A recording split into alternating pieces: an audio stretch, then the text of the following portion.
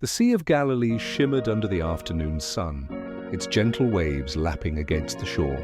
On a vast grassy hillside overlooking the water, a great multitude had gathered, a sea of humanity numbering in the thousands. They had followed Jesus for days, drawn by his teachings and the reports of his miracles. Now he stood before them, his voice carrying with a calm and compelling authority. The crowd was a tapestry of life. Old men with weathered faces, young mothers clutching their children, fishermen, farmers, and scribes, all listened with rapt attention. Their expressions a mixture of hope, curiosity, and profound respect. The air was still, broken only by Jesus' words, which spoke of a kingdom not of this world, a message of love and redemption that resonated deep within their heart. For hours they listened, captivated, the world outside this hillside fading into insignificance. As the sun began its descent, casting long shadows and painting the sky in hues of orange and purple, a practical concern began to stir among the disciples. The day was nearly over, and the people were far from any town or village where they might find food.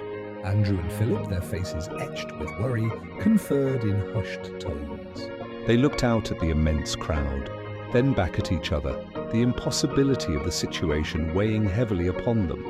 They approached Jesus, interrupting his discourse to voice their concern. "This is a remote place," they explained, "and it's already getting late. Send the crowds away, so they can go to the villages and buy themselves something to eat."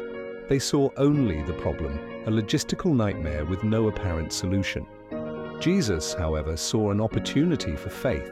He turned to his disciples and simply said, "They do not need to go away. You give them something to eat."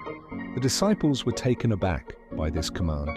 Philip calculated the cost, explaining that even 8 months' wages would not be enough to buy even a small piece of bread for each person. It was then that Andrew, ever practical, spoke up again. "Here is a boy with 5 small barley loaves and 2 small fish," he said, bringing a young lad forward from the crowd. "But how far will they go among so many?" He gestured to the boy's humble offering, a lunch barely sufficient for one held in a small basket. The boy, wide-eyed but unafraid, looked up at Jesus. With a gentle smile that reassured the child, Jesus gestured for the basket, and the boy willingly offered up all that he had. Taking the 5 loaves and the 2 fish into his hands, Jesus looked up toward heaven. A hush fell over the crowd as he gave thanks to God, his voice clear and full of gratitude. Then he began to break the loaves and the fish, handing the pieces to his disciples to distribute among the people. As he broke the food, a miracle unfolded. The supply did not diminish, it multiplied. The disciples, their earlier anxiety replaced with sheer awe, moved through the crowd, their baskets perpetually full. They handed out bread and fish to every man, woman, and child. A montage of faces, skeptical, then astonished, then joyful, filled the hillside as they received the impossible provision.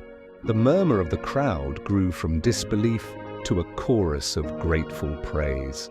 Everyone ate. The thousands who had gathered on that hillside ate until they were completely satisfied, their hunger replaced with a sense of wonder and fulfillment that went far beyond the physical nourishment.